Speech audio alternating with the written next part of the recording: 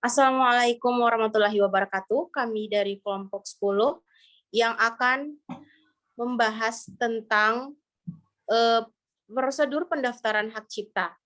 Sebelumnya perkenalkan, nama saya Dinu Ulfa dengan NIM 1924175.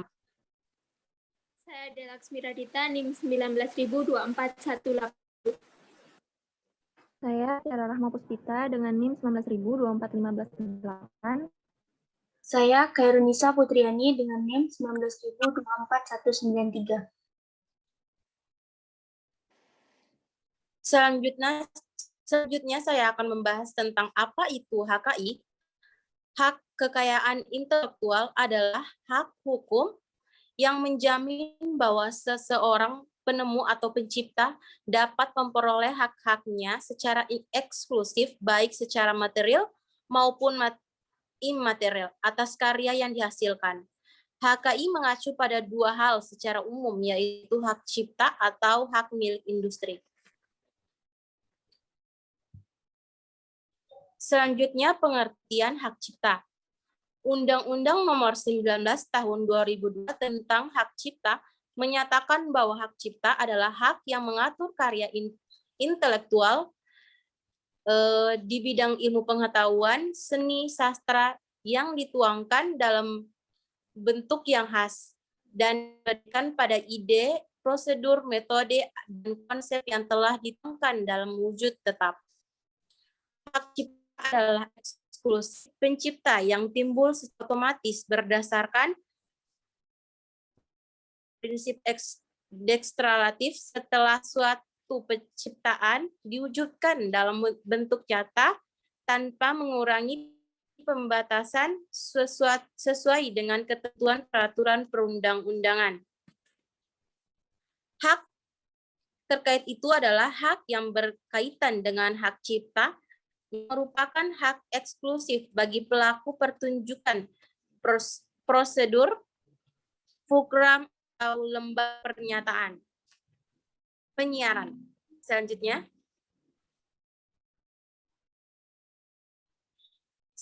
yaitu fungsi hak cipta. Hak cipta berfungsi menghargai suatu karya dan mendorong pencipta karya tersebut untuk menghasilkan karya baru. Tujuan dari pelaksanaan hukum hak cipta adalah melindungi hak eksklusif, hak moral dan ekonomi bagi pencipta karya. Satu, yaitu hak eksklusif adalah hak pembuat karya untuk mengontrol mekanisme kepemilikan juga distribusi dari karyanya. Hak eksklusif berarti siapapun yang ingin menggunakan, menyalin, memperbanyak, dan menjual suatu karya cipta mendapat izin terlebih dahulu dan dari. Yang kedua yaitu hak moral. Berarti walaupun hak tersebut telah dibeli, pembeli harus tetap mencantumkan nama pembuat karya. Hak moral membuat karya akan selalu lekat dengan siapa pembuatnya. Ketiga, yaitu hak ekonomi. Berarti pembuat karya berhak mendapatkan imbalan ekonomi dari pihak-pihak yang menggunakan karyanya. Selanjutnya, yaitu Delaksmi Radita. Dipersilahkan. Perlindungan cipta menurut pasal 40 Undang-Undang Hak Cipta. Yang pertama, buku, program komputer, pamflet, pewajahan atau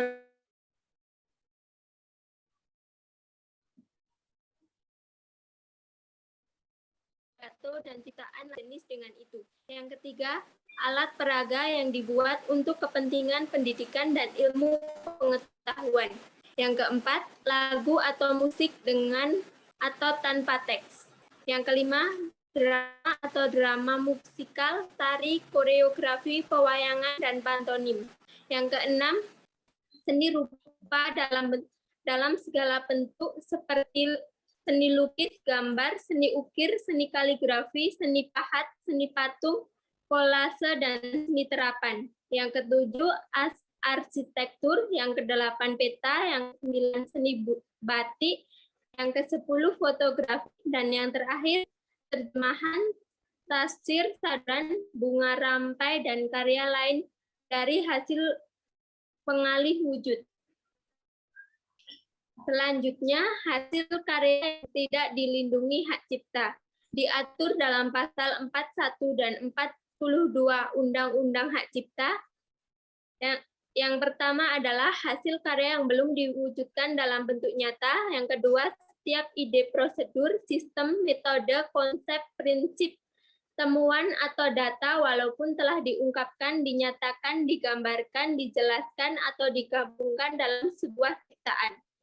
Yang ketiga, alat, benda, atau produk yang diciptakan hanya untuk menyelesaikan masalah teknis atau yang bentuknya hanya ditunjukkan untuk kebutuhan fungsional. Yang keempat, hasil rapat terbuka lembaga negara. Yang kelima, peraturan perundang-undangan. Yang keenam, pidato kenegaraan atau pidato pejabat pemerintah. Yang ketujuh, putusan pengadilan atau penetapan hakim.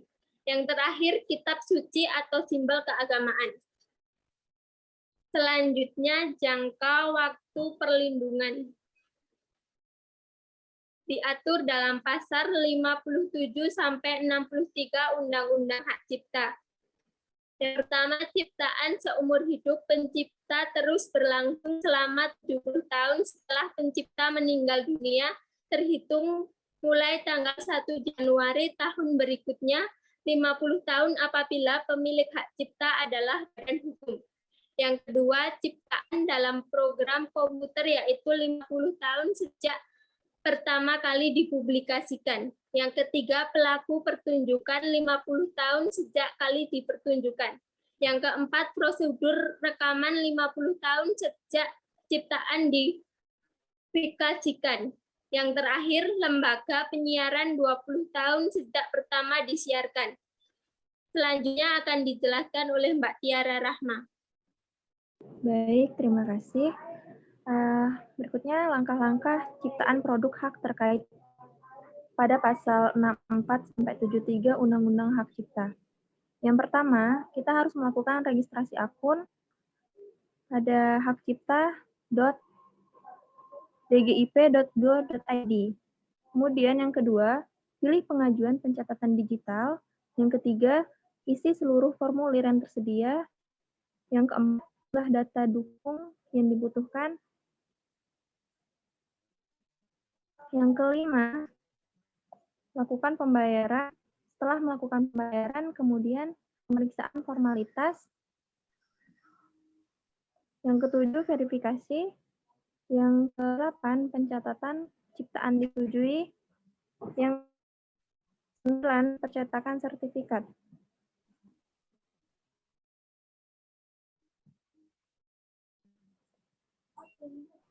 Selanjutnya, fungsi pencatatan, yaitu untuk memudahkan pembuktian sengketa hak cipta menjadi catatan publik, memberi rasa aman bagi pemilik atau pemegang hak cipta.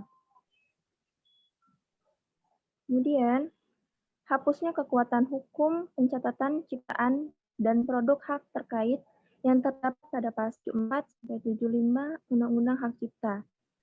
Yang pertama, permintaan orang atau badan hukum yang namanya tercatat sebagai pencipta, pemegang hak cipta, atau pemilik hak terkait. Yang kedua, lampaunya waktu dari masa berlaku hak cipta. Yang ketiga, putusan pengadilan yang telah memperoleh kekuatan hukum, tetapi mengenai pembatalan pencatatan ciptaan atau produk hak terkait.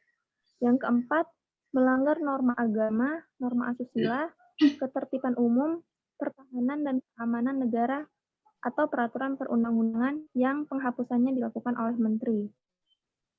Kemudian, peralihan hak cipta pada pasal 16 ayat 2 Undang-Undang Hak Cipta. Yang pertama, pewarisan, kedua, hibah, yang ketiga, wakaf, keempat, wasiat, dan kelima, perjanjian tertulis atau sebab lain yang dibenarkan sesuai dengan ketentuan peraturan perundang-undangan.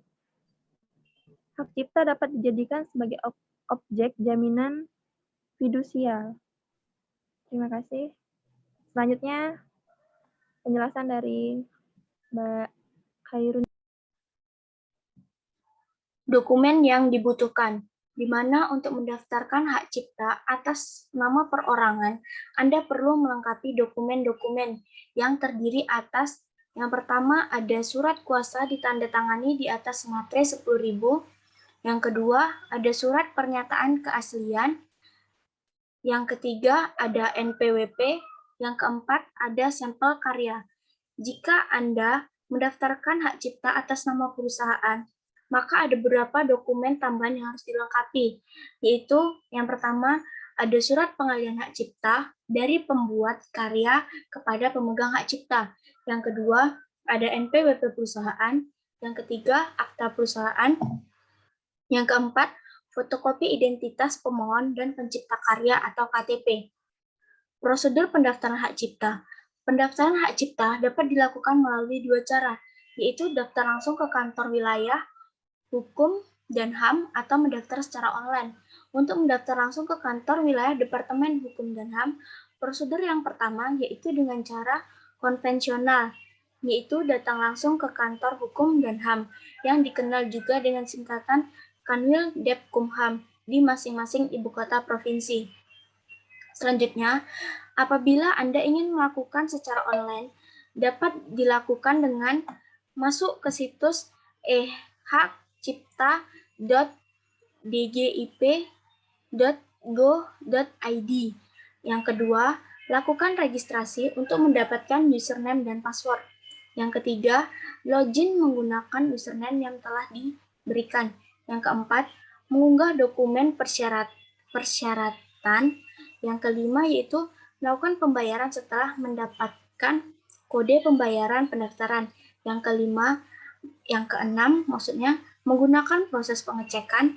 Yang ketujuh approve atau pendaftaran pencatatan di ciptaan telah disetujui. Yang kedelapan ada sertifikat dapat diunduh dicetak sendiri oleh pembuat.